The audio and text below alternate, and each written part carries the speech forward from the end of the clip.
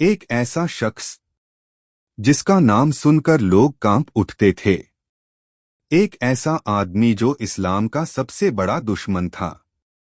لیکن پھر ایک دن ایسا آیا جب وہی آدمی اسلام کا سب سے بڑا سپاہی بن گیا۔ یہ کہانی ہے عمر ابن خطاب کی۔ مکہ کا ماحول اسلام کے لیے بے حد سخت تھا۔ نبی محمد نے جب اللہ کا پیغام دینا شروع کیا تو قریش کے لوگ ان کے سب سے بڑے مخالف بن گئے۔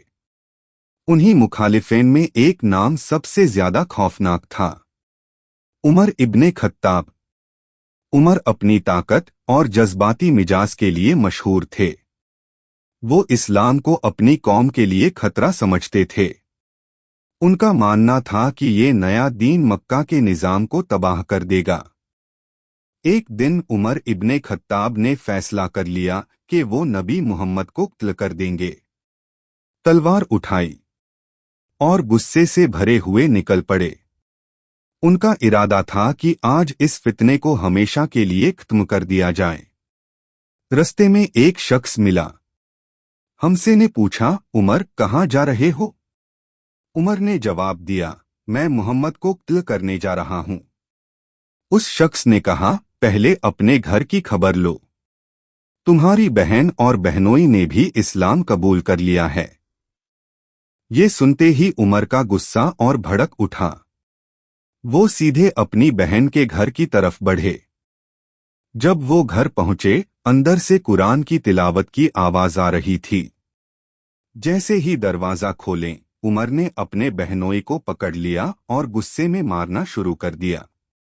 ان کی بہن نے بیچ بچاو کی کوشش کی، لیکن عمر نے انہیں بھی دھکا دیا، جس سے وہ زخمی ہو گئی۔ خون دیکھ کر عمر کا دل کچھ نرم پڑا۔ انہوں نے کہا، مجھے وہ لکھا ہوا دو جو تم پڑھ رہے تھے۔ ان کی بہن نے کہا، تم ناپاک ہو، اسے ہاتھ لگانے سے پہلے غسل کرو۔ عمر نے غسل کیا، پھر وہ پرچھا لیا اور سورہ طٰہٰ کی آیت پڑھنا شروع کی۔ طٰہٰ، ہم نے تم پر قرآن کے لیے نازل نہیں کیا کہ تم مشقت میں پار جاؤ۔ جیسے جیسے عمر پڑھتے گئے، ان کا دل بدلتا گیا۔ ہر لفظ ان کے دل میں اترتا چلا گیا۔ ان کی طاقت پگھل رہی تھی، ان کی روح پاک ہو رہی تھی۔ عمر نے کہا، یہ کلام کسی انسان کا نہیں ہو سکتا۔ اس وقت ایک صحابی جو چھپ کر یہ سب دیکھ رہے تھے باہر آئے اور کہا، عمر، خوش ہو جاؤ، شاید تمہارے لیے نبی کی دعا قبول ہو گئی ہے۔ انہوں نے دعا کی تھی کہ یا اللہ اسلام کو عمر یا ابو جہل میں سے کسی ایک کے ذریعے قوت دے۔ یہ سنتے ہی عمر نے فیصلہ کر لیا کہ وہ نبی محمد کے پاس جائیں گے۔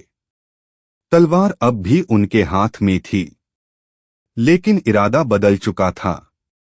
جب وہ درِ ارقم پہنچے، صحابہ گھبرا گئے، لیکن نبی نے فرمایا، دروازہ کھولو۔